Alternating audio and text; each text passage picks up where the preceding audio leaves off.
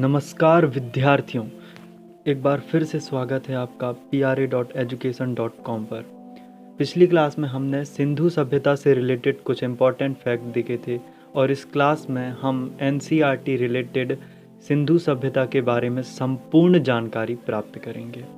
तो आइए क्लास शुरू करते हैं। क्लास शुरू करने से पहले मैं आपसे कहना चाहूँगा कि सिंधु घाटी सभ्यता से प्रतियोगिक परीक्षाओं में अक्सर प्रश्न पूछे जाते हैं। जैसा कि आप सभी विद्यार्थी जानते होंगे, हम आप सभी को बता दें कि इंडस वैली सिविलाइजेशन हिस्ट्री से related IAS, PCS, SSC, railway and other one day exam की तैयारी करने के लिए सिंधु घाटी सभ्यता बहुत ही महत्वपूर्ण टॉपिक है और इनसे प्रश्न पूछे जाते हैं। इसलिए आप सभी स्टूडेंट को सिंधु सभ्यता की संपूर्ण जानकारी इस क्लास में प्राप्त होगी। तो चलिए क्लास शुरू करते हैं और इस क्लास में हम देखेंगे कि प्राचीन सभ्यताएं नदियों के किनारे क्यों विकसित हुई थी, सिंधु घाटी सभ्यता, हड़प्पा सभ्यता क्या थी और हड़प्पा सभ्यता के पतन के क्या कारण थे। तो आदि मानव हमेशा वहीं बसता था जहां उसे पीने के लिए स्वच्छ जल, खाने के लिए भरपूर भोजन और निवास के लिए सुरक्षित स्थान आसानी से उपलब्ध थे। नदियों के किनारे इन तीनों आवश्यकताओं की पूर्ति आसानी से होने के कारण विश्व की प्राचीनतम सभ्यताएं नदियों के किनारे ही विकसित हुई। इसीलिए इन सभ्यताओं को नदी घाटी सभ्यता कहते हैं। तो नदी घाटी सभ्यता कहने का मुख्य कारण था क्योंकि ये सभ्यताएं नदियों के किनारे विकसित हुई। मेसोपोटामिया का अर्थ है दो नदियों के बीच का भूभाग। इनमें अफ्रीका के उत्तर पूर्वी भाग में स्थित मिस्र की सभ्यता सबसे पुरानी सभ्यता है। यह नील नदी की घाटी में विकसित हुई और दूसरी है मेसोपोटामिया की सभ्यता। मेसोपोटामिया का अर्थ होता है दो नदियों के बीच का भूभाग। ये दो नदियां हैं दजला एवं फरात। इन नदियों के मध्य विकसित हुई सभ्यता मेसोपोटामिया की सभ्यता कहलाती है। यह सभ्यता 5000 से 500 ईस्वी पूर्व तक विद्यमान थी। वर्तमान इराक और ईरान का कुछ क्षेत्र भी इसमें शामिल था। तथा तीसरी है चीन की सभ्यता।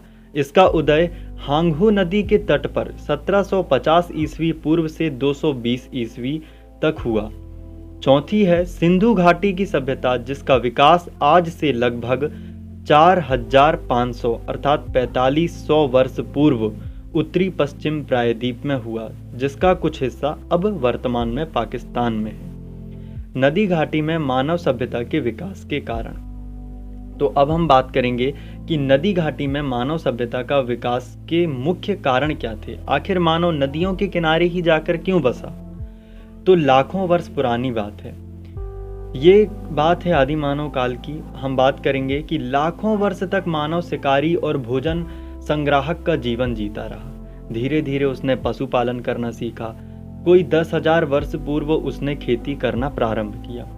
उसने अपने सैकड़ों वर्ष के अनुभव से यह सीख लिया था कि मिट्टी में बीज डालने और सींचने से पौधा उगता है।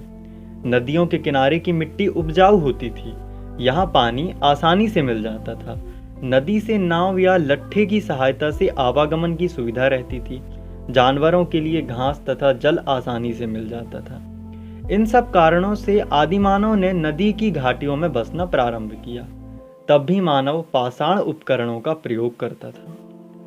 लगभग 7000 वर्ष पूर्व तांबे की खोज ने मानव के जीवन में परिवर्तन कर दिया। तांबा कठोर पत्थर की तुलना में अधिक प्रभावकारी था। टिन के मिश्रण से निर्मित तांबा पत्थर से भी अधिक मजबूत था। तांबे के प्रयोग के कारण मानव पाषाण काल से निकलकर ताम्रस्म काल अर्थात तांबे व पाषाण में प्रवेश कर गया। मतलब अभी तक मानव पाषाण काल में था। पाषाण काल के 3 चरण थे: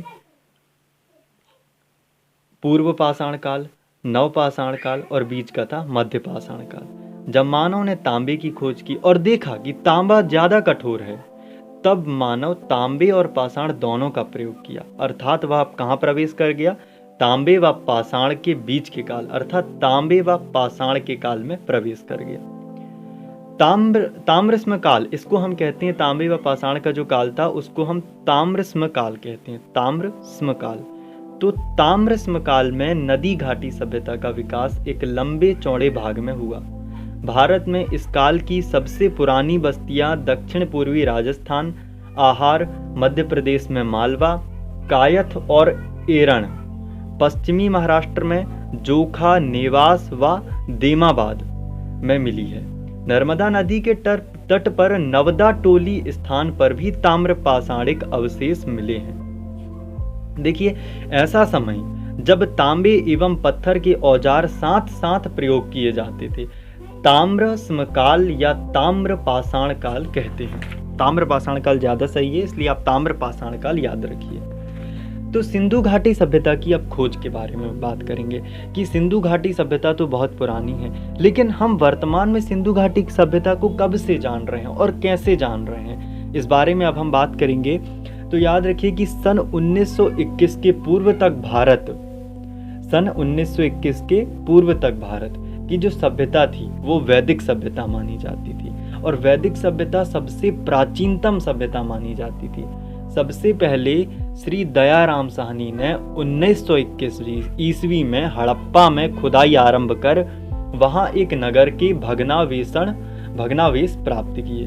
तत्पश्चात श्री राखल दास बैनर्जी ने सन 1922 ईस्वी में सिंध प्रांत के लरकाना जिले में बौद्ध स्तूपों की खोज करते हुए कुछ टीलों को खुदवाया, तो वहां भूगर्भ में पक्की नालियां और कमरे मिले।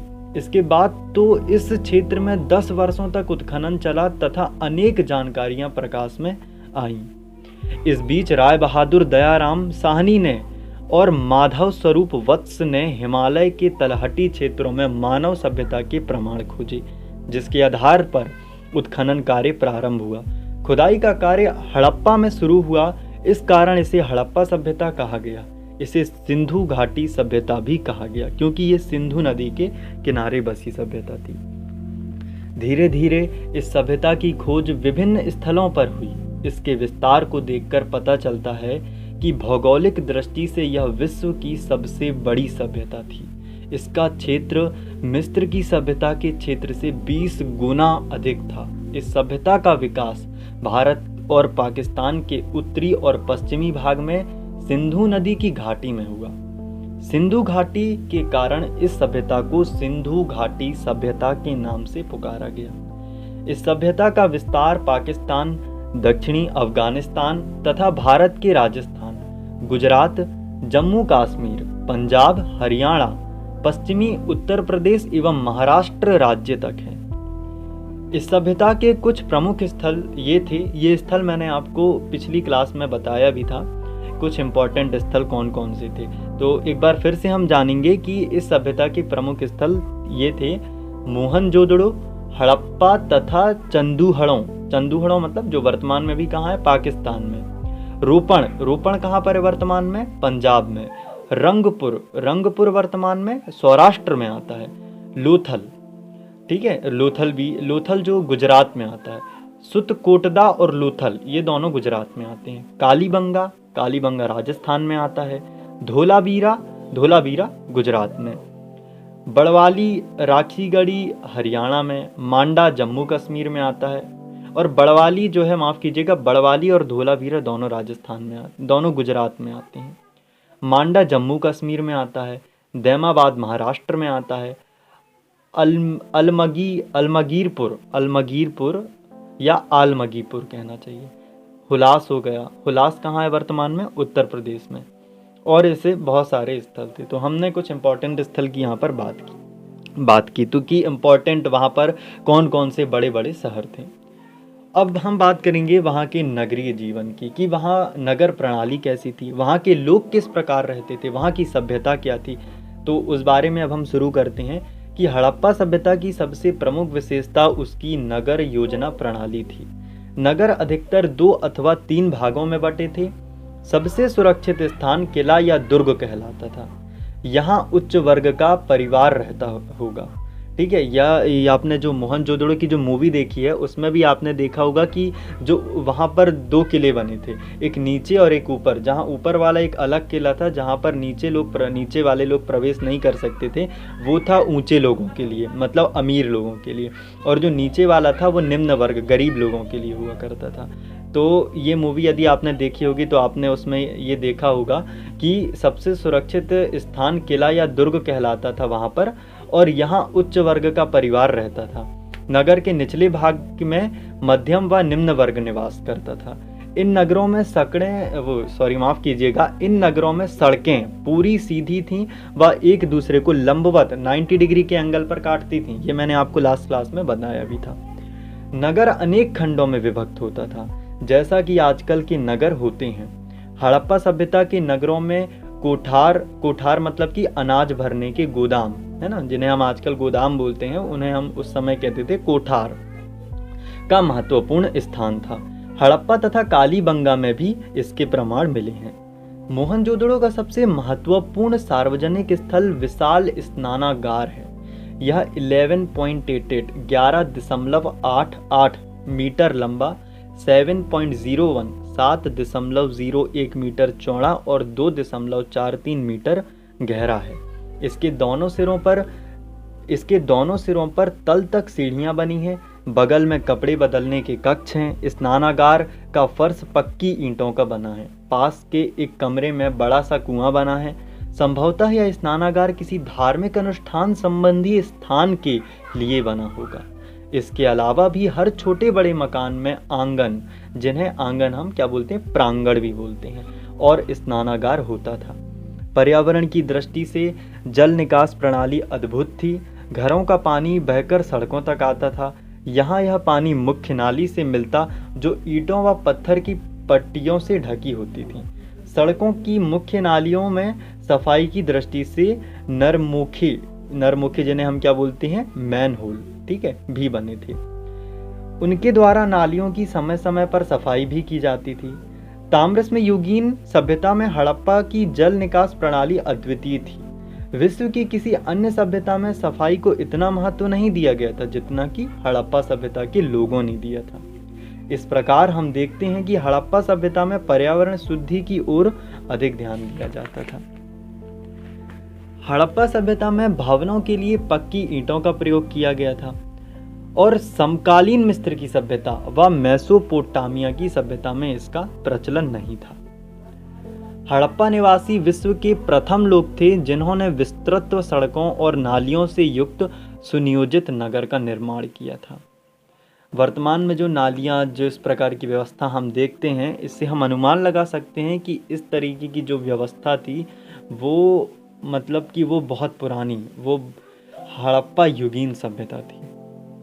अब हम बात करेंगे कृषि व पशुपालन की, कि हड़प्पा काल में कृषि किस प्रकार का था, पशुपालन किस प्रकार का था, लोग अपनी आजीविका कैसे देखते थे। ठीक है, तो चलिए हम इसके बारे में स्टार्ट करते हैं कि हड़प्पा सभ्यता की जीवनदायिनी नदी सिंधु थी।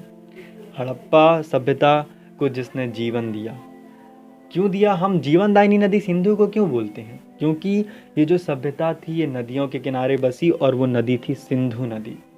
अब लोग जब वहाँ पर आए तो यही देखकर आए होंगे कि नदी है, यहाँ पर हम खेती करेंगे तो हमें ज़्यादा उपज मिलेगी, हमारे लोग अच्छे से रहेंगे, तो इस कारण इसकी जो जीवनदायिनी नदी है वो सिंधु थी।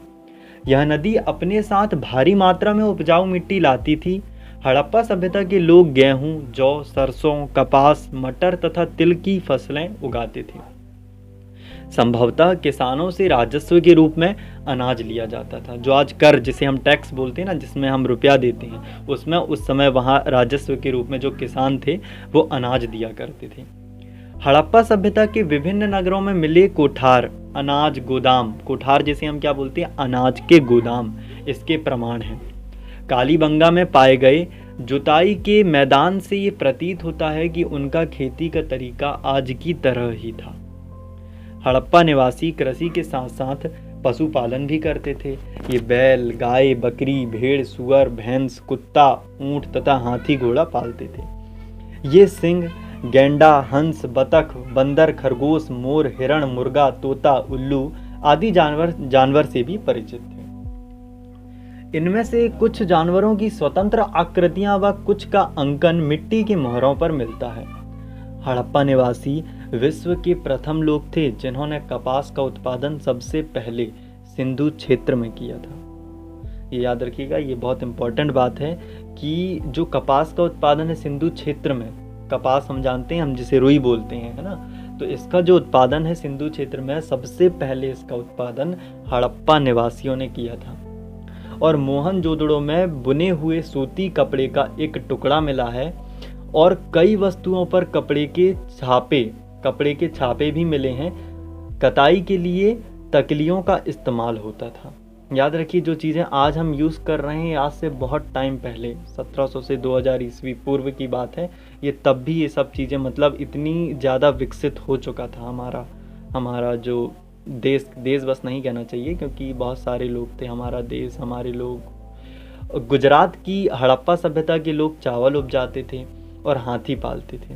ये दोनों बातें मेसोपोटामिया के निवासियों को ज्ञात ना थी। जो मेसोपोटामिया की जो एक और सभ्यता थी जो विकसित हुई किसके समकालीन? हड़प्पा के समकालीन। मतलब कि जब हड़प्पा सभ्यता विकसित हुई उसी के साथ साथ एक और सभ्यता जो चल रही थी वो थी मेसोपोटामिया की सभ्यता।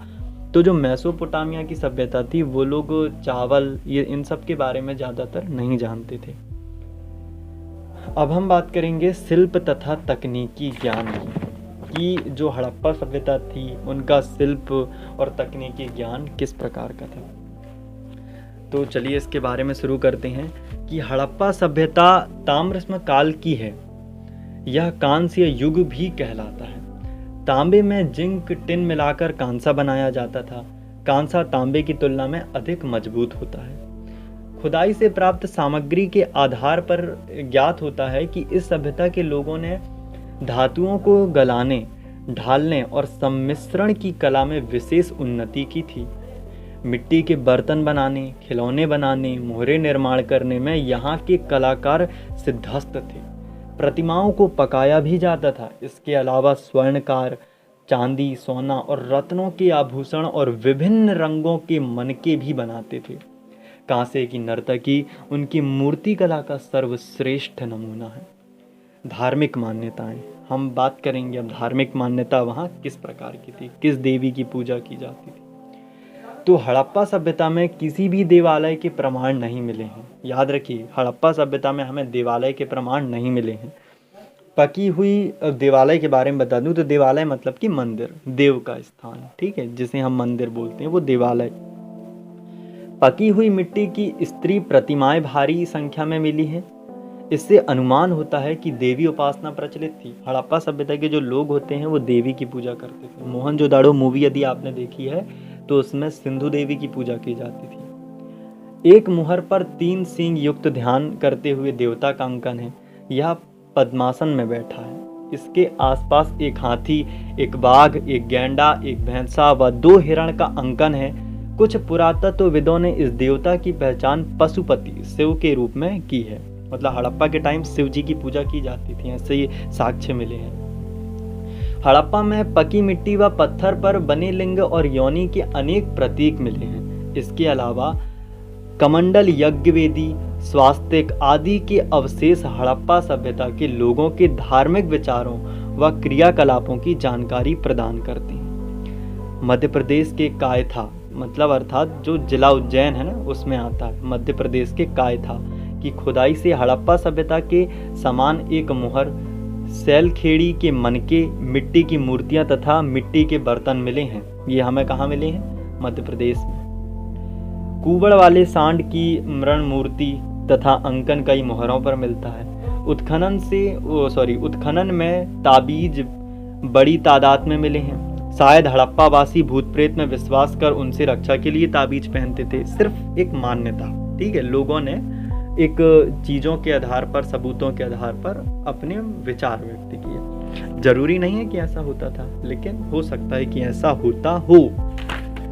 हड़प्पा सभ्यता में पीपल के वृक्ष की पूजा के प्रमाण मृण मोहरों तथा पात्रों पर मिलते हैं। इस वृक्ष की उपासना आज तक जारी है। भारतीय पीपल को पवित्र वृक्ष मानते हैं। वैज्ञानिक भी इस वृक्ष को पर्यावरण शुद्धि की दृष्टि से महत्वपूर्ण मानते हैं। पात्रों पर किए कई चित्रण धार्मिक विचारों की जानकारी प्रदान करते हैं। कुछ पात्रों पर मोर का अंकन मिलता है।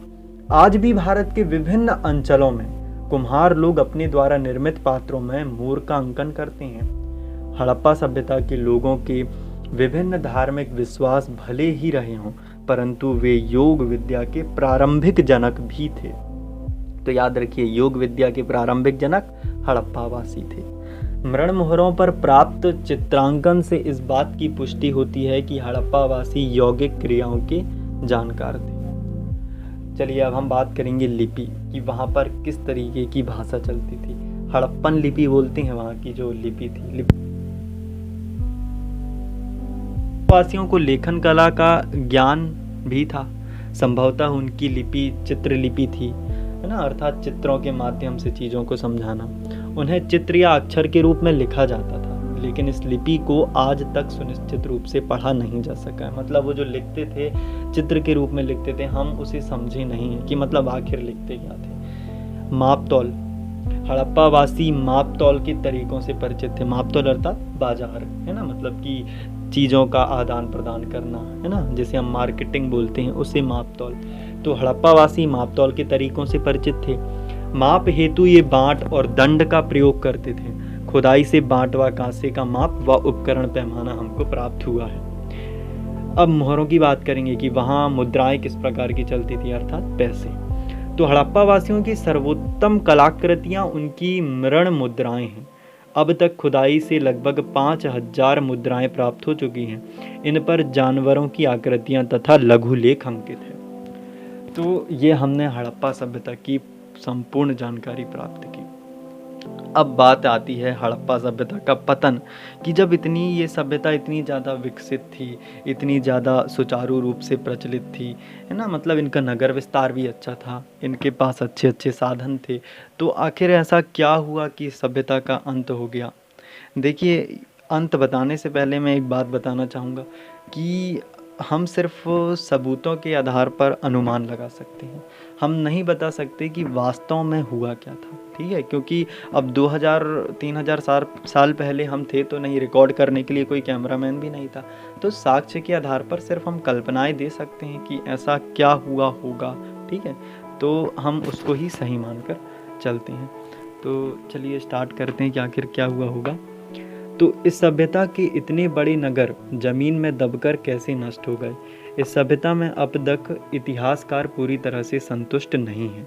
अब तक प्राप्त प्रमाणों के अनुसार ऐसा अनुमान है कि इतनी विशाल सभ्यता के पतन में निम्नलिखित कारक उत्तरदायी होंगे। तो ये कारक कौन कौन से हैं, इनके बारे में बात करते हैं। कि हो सकता है कि ऐसा हुआ होगा कि भूकंप आने के कारण संभवतः सिंधु नदी का मार्ग बदल गया होगा और ये नगर भूस्खलन में जमीन में दब गए होंगे। इस क्षेत्र में वर्षा की कमी व बढ़ते हुए रेगिस्तान से इस क्षेत्र में खेती तथा पशुपालन पर बुरा असर पड़ा होगा और इस सभ्यता का पतन हो गया। कुछ लोगों का अनुमान है कि सिंधु नदी में बाढ़ आई होगी और सभ्यता का अंत हो गया होगा। तो इस तरीके से लोगों ने अनुमान लगाया, और यदि अनुमान के एक पीक पॉइंट पर जाएं तो हमको एक चीज़ मिलती है, वो है नदी। यहाँ जो साक्ष्य मिले इस आधार पर यह माना जा रहा है कि सिंधु सभ्यता का जो पतन हुआ उसका मुख्य कारण था नदी। हो सकता है नदी में ज़्यादा बाढ़ आ गई हो, इस कारण अंत हो गया, या हो सकता है अकाल पड़ गया हो, नदी सूख गई हो, इस कारण अंत हो गया। तो नदी को मुख्य आधार माना जा रहा है। तो इस प्रकार ये क्लास हमारी यहाँ पर समाप्त होती है। इस क्लास से रिलेटेड हमने कुछ इम्पॉर्टेंट फैक्ट देखे हैं जो हमने सिर्फ पिछली क्लास में देखे हैं। यदि आपको इस क्लास को कंप्लीट करके फैक्ट के बारे में जानना है तो आप उस क्लास को देख सकते हैं। और ये मेरा सेकंड वीडियो है। इसी तरह और भी वीडियोस आएंगे, लेकिन आप लाइक कीजिए, सब्सक्राइब कीजिए, मुझे फॉलो कीजिए, क्योंकि मैं नया क्रिएटर हूँ। आप जितनी ज़्यादा मुझे प्रोत्साहित करेंगे, है ना, मुझे रिस्पांस देंगे, उतने ज़्यादा मैं वीडियोस लेके आऊँगा। तो चलिए अब इस क्लास को हम एंड करते हैं। यदि आपको लगे तो आप सब्सक्राइब कीजिए, चैनल को लाइक कीजिए, कमेंट कीजिए। चलिए, धन्यवाद।